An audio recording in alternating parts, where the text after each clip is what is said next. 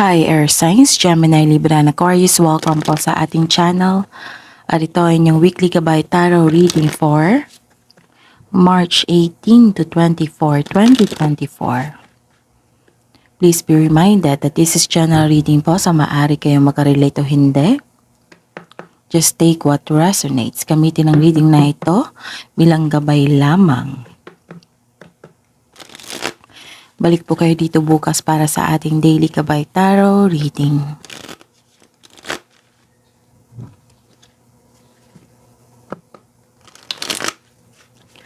Please like, subscribe, and click bell button for notification para updated po kayo sa daily tarot reading natin.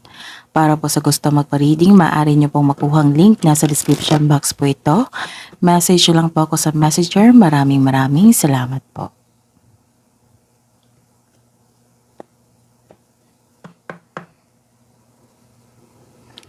Spirit Guide, ano po ang ganap ngayong week na ito, March 18 to 24, 2024, para po kay Gemini, Libra, and Aquarius.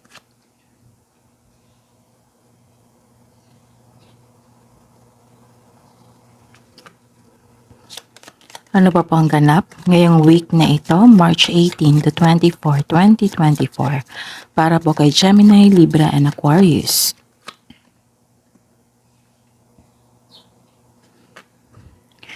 Ano pa po ang ganap ngayong week na ito, Spirit Guide, para kay Gemini, Libra, and Aquarius.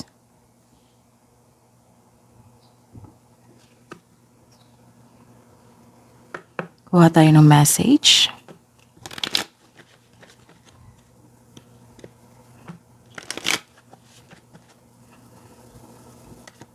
Spirit Guide, ano po ang message nyo po para kay Gemini, Libra, and Aquarius for this week, March 18 to 24?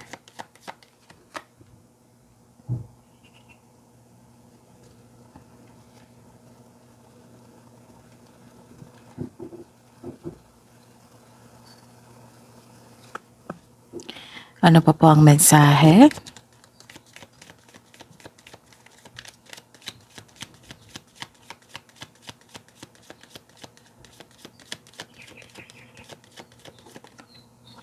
Ulitin natin to.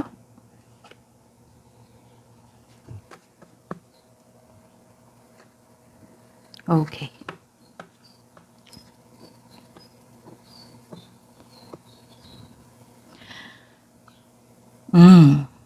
May nakita akong masaya kayo kasi may bago kayong kaibigan. Masaya kayo kasi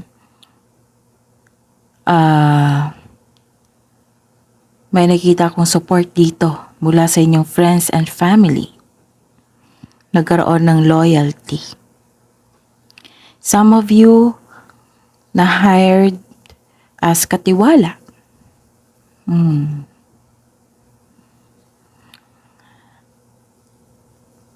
At may ganap na closure, ending, pagtatapos sa mapait na sinapit. Maaring kakapasok nyo lang sa new cycle sa inyong buhay, new beginning.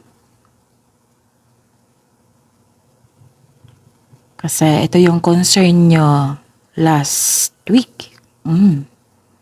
Mga 3 araw na consecutive days na lumabas yung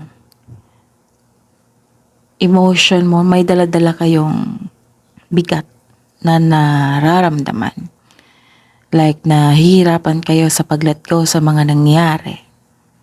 Maaring may naisip kayo sa mga nangyari na sa past. Nahihirapan kayo. Nahihirapan din kayo sa pag-adapt sa bagong simula. May nakita kong closure dito.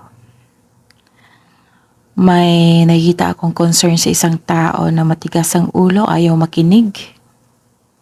At May ganap na restriction.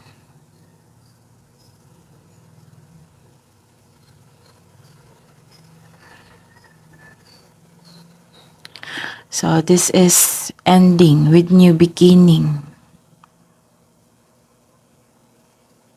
Maaring nagkaroon kayo ng, kung sa buhay karera ito, maaring may natapos kayong proyekto na hindi kayo satisfied kasi marami pa kayong ideas na gusto nyong i-apply doon sa natapos na proyekto. Pero tapos na.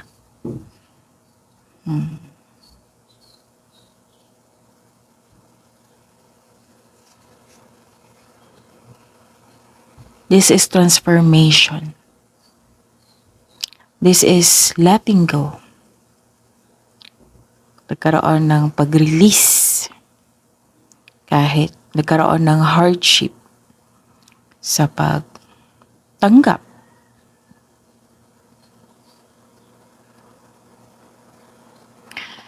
At may nakita ako dito na may darating na tulong. Maaring gift from the universe ito. Maaring dadaan ito sa isang tao, sa isang bagay, para tulungan ka. Maaring direkto ibigay sa iyo. Maaring, like for example, binigyan ka ng tulong ng iyong pamilya na unexpected.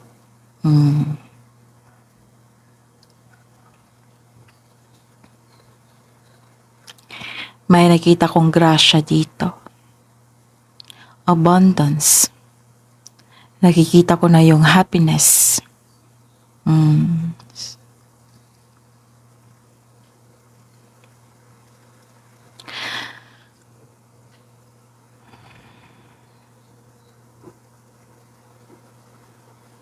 This is pleasure. Maaring may natanggap kayong reward. Diba sabi ko kanina, maaring may natanggap kayong tulong.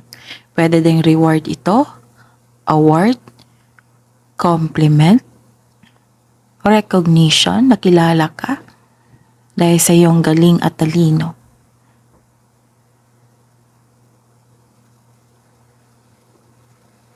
Basta po may nakita kong grasya dito, abundance, tulong, maaring regalo. Nakikita ko dito na inalagaan mo yung sarili mo. Maaring nagkaroon ng self-care dito. Sa pagkakaroon ng me time. Ganon, like nagmuni-muni. Nag-rest. Pwede din sa physical nyo. Nag-beauty care kayo. Skin care. Pwede din. Okay. So, ang message po para sa inyo ngayong week na ito. Reflect and redirect your energy. So, kailangan nyo mag-meditate dito. Magpahinga, tamang tulog, tamang kain. Reflect and redirect your energy. Para sa pagbalik mo, na-re-energize ka na.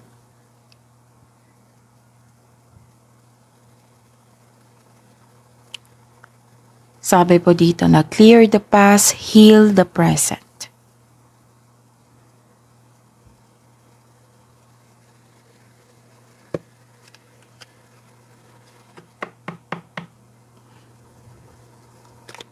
Ano po ang energy ni Gemini, Libra, and Aquarius for this week?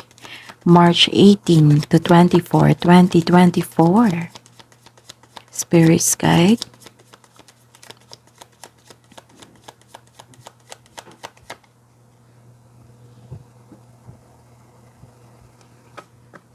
Clarification po sa card na ito.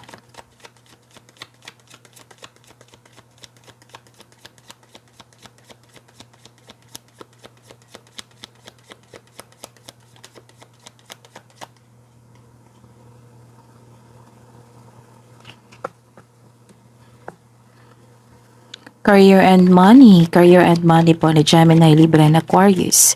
Ngayong week na ito, March 18 to 24, 2024.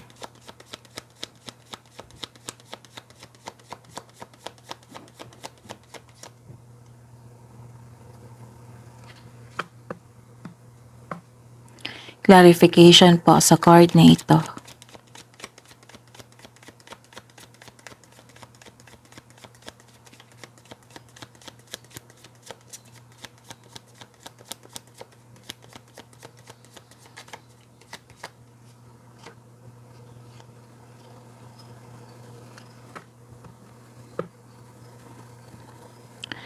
Love life, self-love, partnership, and romance ni Gemini, Libra, and Aquarius ngayong March 18 to 24, 2024. Spirits guide.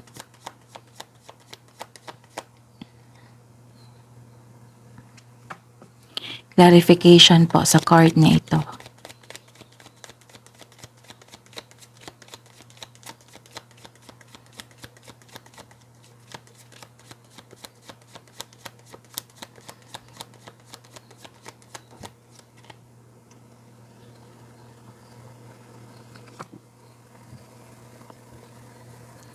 By the way, Gemini, Libra, and Aquarius, please visit our channel po. Scroll down nyo lang po. May bago po tayong upload ha, love reading. Love reading and second half of the month. For March 16 to 31, 2024. So, bagong upload po iyon, dalawa para sa inyo. So, panoorin nyo po para may makuha kayong karagdagang mensahe na magsilbing gabay po sa araw nyo. Maraming salamat po. Okay. Ngayong week na ito, so this is the clarification of your cards na nasabi ko kanina, diba, na may happiness na nagganap. So, this is fulfillment. And may nakita kong granted yung manifestation nyo. Nagkaroon ng fulfillment sa pangarap. May nakikita ako dito na may kasiyahan at kagalakan sa mga bagay ukol sa pamilya at kaibigan. This card focuses on achievement of a level of love and success na nagbibigay sa iyo ng serenity o katahimikan, satisfaction at pasasalamat. Ayun, may nakita rin akong success in workplace and home. I-acknowledge mo ang nagbigay ng suporta sa iyo galing sa iyong co-workers na para mo ring pamilya. Pwede rin sa pamilya mo at sa mga kaibigan mo. So this is the clarification of your cards here. And some of you may balak talaga mag-change ng career o magtayo ng negosyo. Ang swerte mo nga kasi may nakita ko dito na maraming nakasuporta sa inyo. Very supportive po sila sa inyo. Ang ganda kasi nagkaroon ng complete cycle. Diba sabi ko sa inyo may ending with new beginning. Nagkaroon ng pagkakaisa.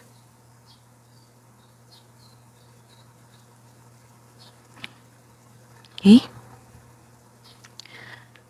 So, claim nyo to, Gemini, Libra, and Aquarius. And, nakikita ko dito na maraming na umaasa sa iyo. Mahusay ka kasi, mahusay ka sa buhay. At matulungin.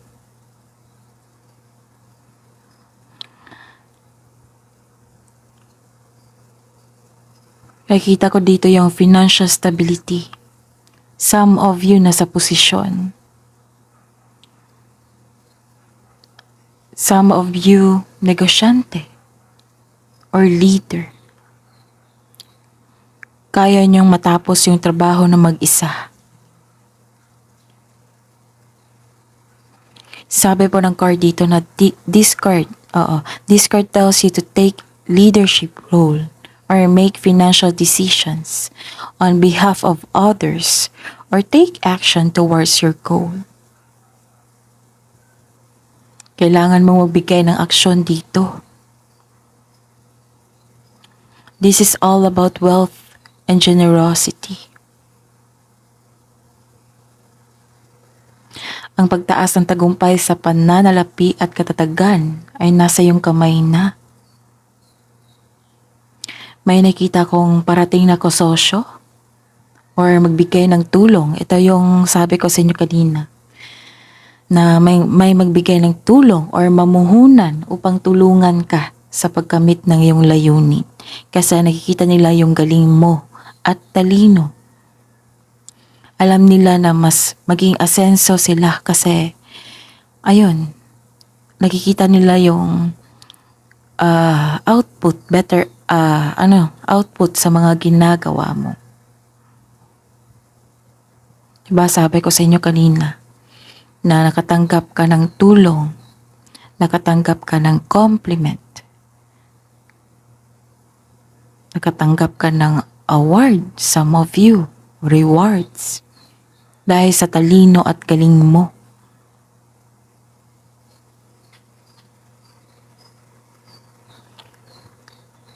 So these two cards is the clarification of your first card here.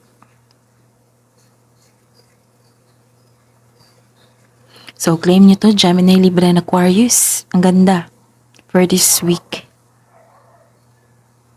Okay?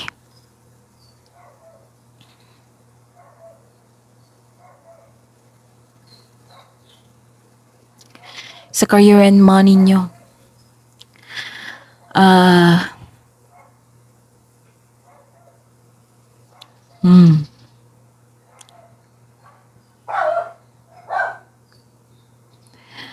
may concern kayo, di ba? Sabi ko sa inyo, may concern kayo sa isang tao. Ilan sa inyo makakaranas ng kaaway? Kaya mag-ingat po sa kanya. 2 weeks na ata, di ba? May sabi ako sa inyo na mag-ingat kayo sa taong hindi totoo sa inyo. Kasi may gusto siyang kunin sa inyo.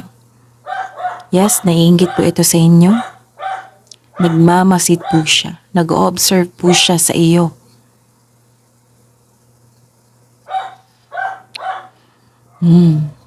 Nakikita ko dito yung dami yung trabaho mo. May sitwasyon din dito na kahit hindi na kaya, laban pa rin. Ganon katapang si Gemini, Libra, and Aquarius. Kasi ito yung strength nyo eh. Gusto nyo tapusin nyo yung trabaho nyo.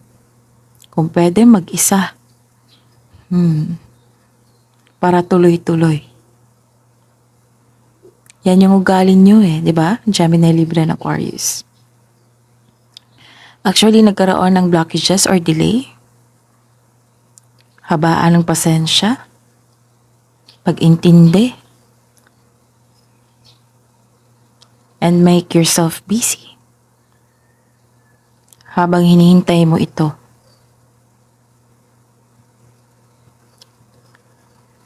Ilan sa inyo nagkaroon ng pagkabalisa or pagpapahiya? Mag-ingat talaga sa taong may masamang intention sa inyo. And may desisyon kayo.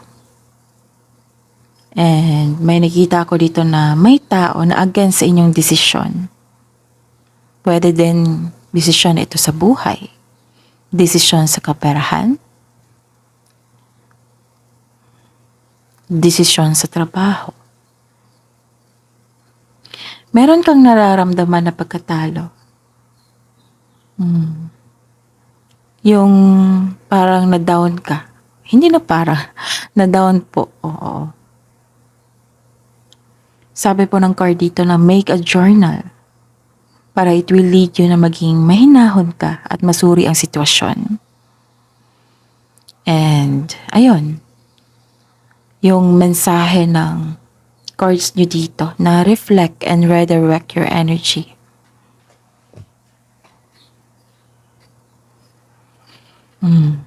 Kung pwede, strategy and planning. Yan, asikasuhin nyo. And huwag niyong pilitin yung tao na magustuhan ka. We cannot please everyone.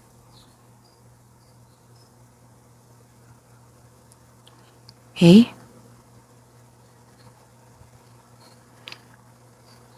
Pwede kang mag-open up sa inyong mentor, elders, sa mga walang connection dyan sa trabaho mo. What I meant is, hindi mo kasama sa trabaho. Para safe. Pero, some of you, gusto nyo mapag-isa para makapag-isip.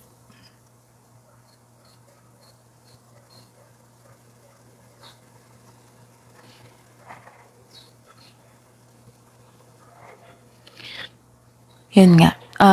Kailangan talaga na habaan ang pasensya kung nagkaroon ng delay po. Tapos, this is good kasi nakikita ko naman dito na nagkaroon ng healing. You are moving forward. Clear the past, heal the present. Reflect and redirect your energy. Kailangan mo yung mensahe na yan. And apply. Nakikita ko naman dito yung action. You are moving on. Nagkaroon ng healing. And some of you, hinayaan mo ang sitwasyon na matapos. This card tells you na remind yourself na let go and move forward. Ang pagkapit sa nakaraan ay pumipigil sa paglitaw ng isang bagong simula. Ito yung sabi ko sa inyo kanina na some of you nahihirapan sa pag-let go. Nagkaroon ng hardship So, kailangan nyong i-process yan. Kailangan nyong i-let go and move forward. Clear the past. Reflect and redirect. Kasi kung nakakulong ka dito sa bigat na nararamdaman mo, kung nahirapan ka sa pagtanggap, makukulong ka talaga dyan. At magkakaroon ng delay sa bagong simula. So, i-process mo yan para matanggap mo itong mga parating sa iyo. Na para sa iyo.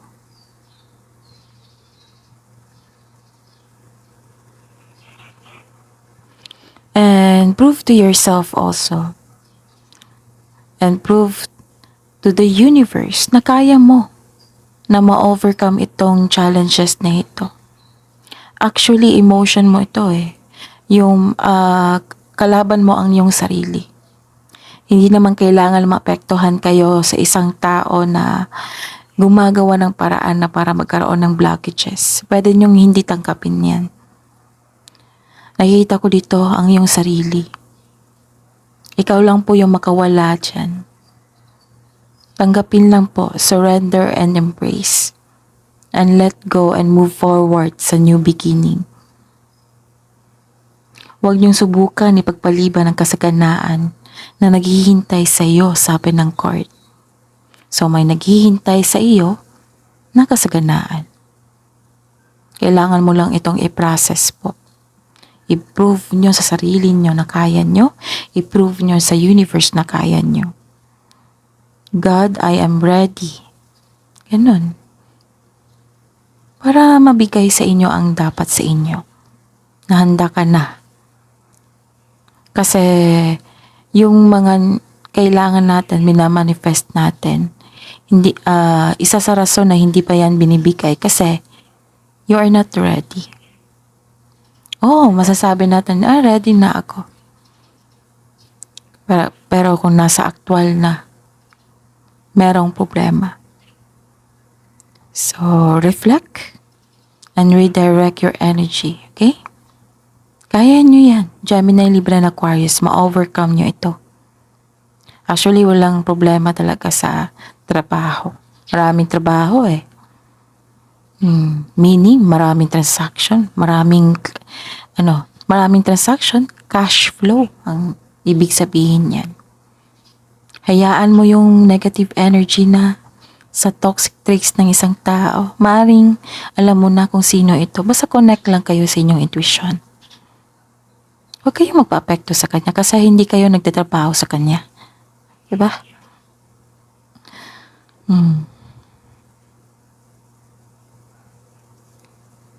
Okay? Kasi itong taong ito, may problema siya sa kanyang sarili. Walang problema po sa inyo.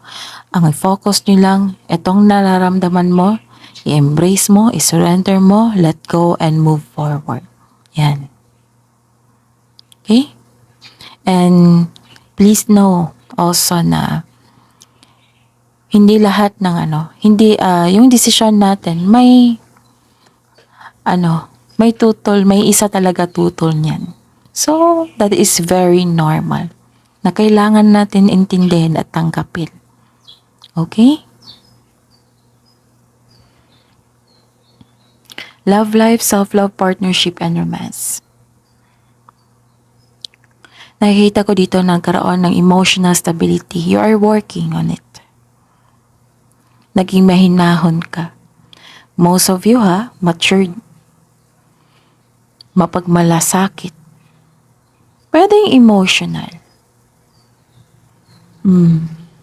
Some of you nagsaset ng boundaries o guarded while being mindful of those around you. Pag si Gemini, Libra, and Aquarius, pag ayaw na talaga sa isang tao, ayaw na talaga. Parang habang buhay, parang who you? Sino ka? Parang hindi mo nakilala. So, comment down kung nag-resonate kayo. Kasi, yan yung na-experience ko sa inyo.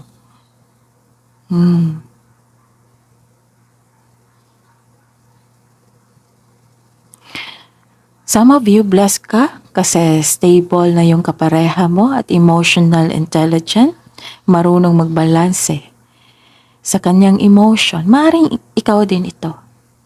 Guarded din. Actually, to si Gemini, Libra, and Aquarius. Lalo na sa mga single. Pag nakuha na ang loob nyo, may potential talaga for deep love. Mamahalin nyo talaga yung tao. Kahit yan. Kahit anong pagkatao niya. Kung nakikita mo talaga na nagkaroon ng effort and time, once attached na yan si Gemini, Libra, and Aquarius, grabe yan magmahal.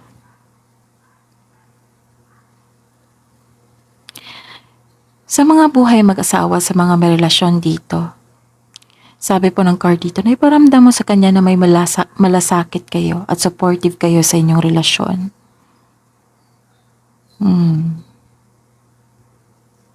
Some of you, sa mga single dito, gusto niyo ng stable na yung partner niyo, lalo na yung emotion.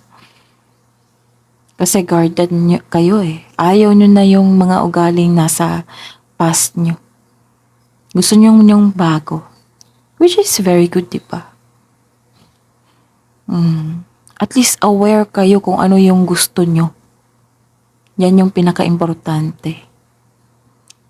And if I were you, mga single,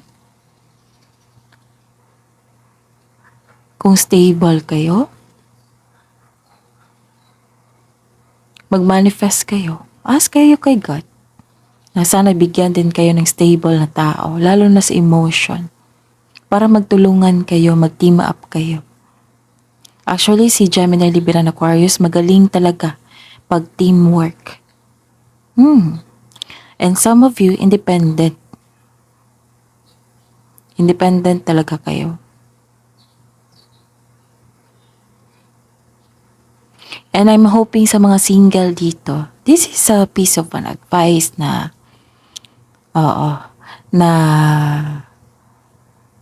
sa experience ko maging matalino talaga sa pagpili sa buhay, pag-ibig sa bagong energy, and make it balance.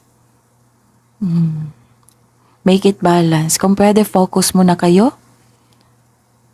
Focus kayo sa career and money. Tapos, mag-manifest kayo, maghiling kayo kay God, ask kayo kay God kung pwede, nabigyan kayo ng stable na tao at stable din yung balance din yung emotion para mag-team up kayo.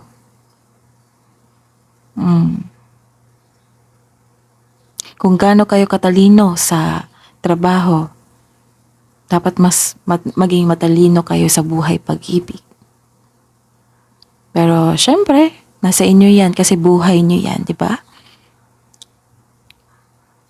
Kasi some of us, pag in love, ayaw na makinig. Some of us hindi to sa lahat talaga. Oo, so yun lang. Maging matalino.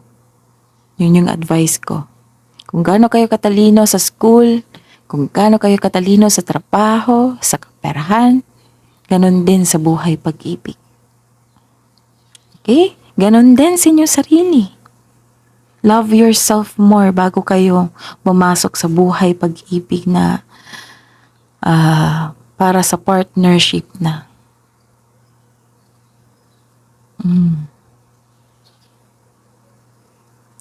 Kasi paghahanda yan habang hinihintay yung nakatadhana sa inyo. Kasi bakit ko nasabi yung focus muna kayo sa career and money? Focus kayo sa inyong sarili to love yourself more.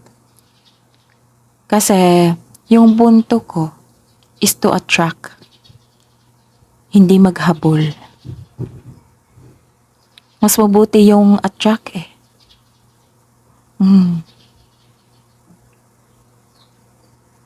Okay.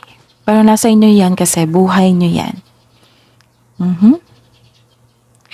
Okay, nasabi ko na yun sa mga may relasyon sa buhay mag-asawa. Yung iparamdam sa kanya na may malasakit kayo. May concern kayo sa isang tao na actually parang kahapon pa to May concern kayo sa isang tao na arrogante. May sinasabi siya regarding sa achievement mo.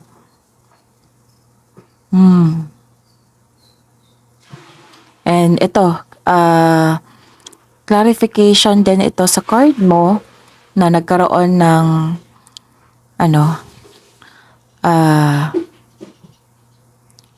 hindi kayo, di ba sabi ko kanina dito na hindi kayo satisfied sa completion ng project kasi may gusto pa kayong i-apply na new idea. Lumabas din dito na hindi kayo satisfied sa completion ng project nyo. This card also tells you na huwag masyadong gastahin kung ano man mga biyayang natanggap mo. Katulad dito. Tapos, i-consider mo ang mga biyayang natanggap mo. I-celebrate, magpasalamat, i-acknowledge ang mga natanggap mong biyaya. And generosity. Okay?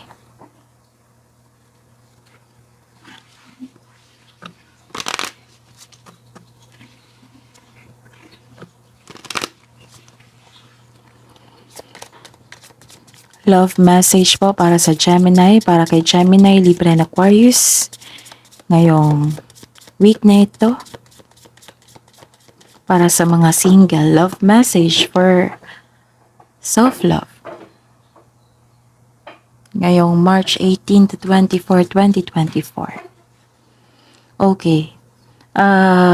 Every hurricane comes to an end.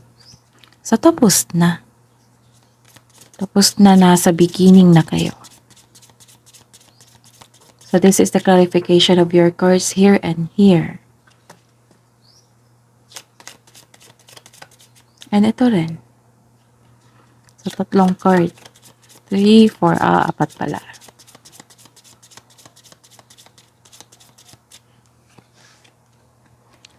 Okay. Nagkaroon ng freedom dito.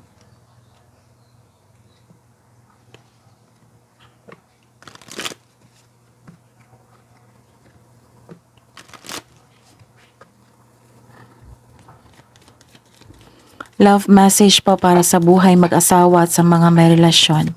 Gemini, Libra and Aquarius ngayong March 18 to 24, 2024. Nagkaroon ng bonding dito.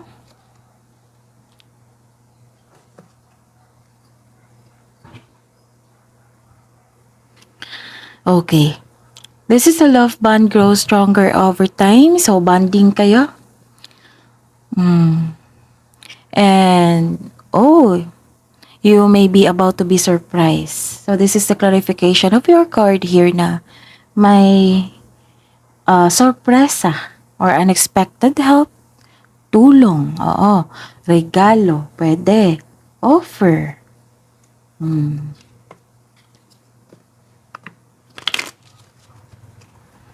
Wisdom message para po kay Gemini, Libra, and Aquarius for this week, March 18 to 24. Okay, you conduct healing work with your culinary skills.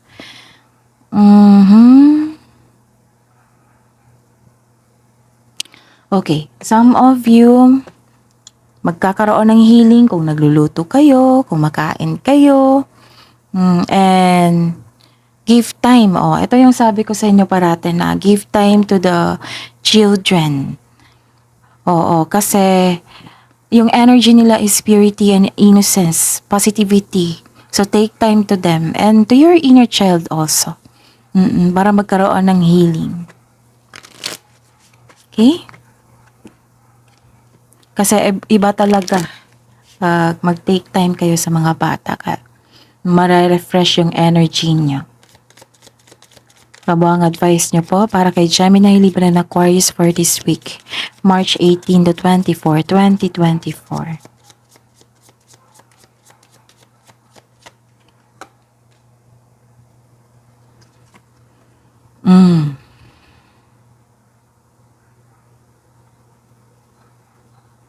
Okay, control your frustration.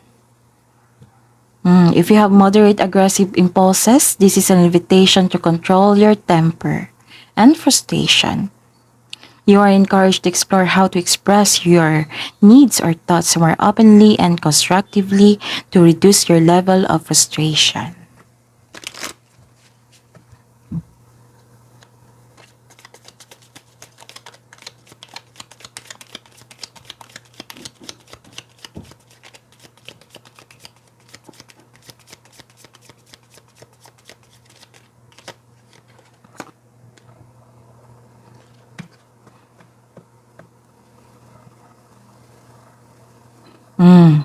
If you have been going through difficult times, it is time to think outside the box to find the solution.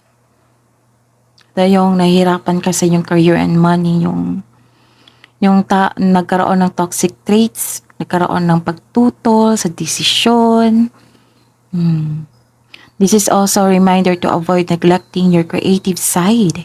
If you have let creative project lapse, it may be time to pick them up again. Spirits, guides, angels, archangels, guardian angels, mensahe nyo po para kay Gemini, Libra, and Aquarius ngayong week na ito, March 18 to 24, 2024. Sabi po ni Archangel Azrael dito, it is time to let go. Prepare for change. And sabi po ni Archangel Samael, choose harmonious responses.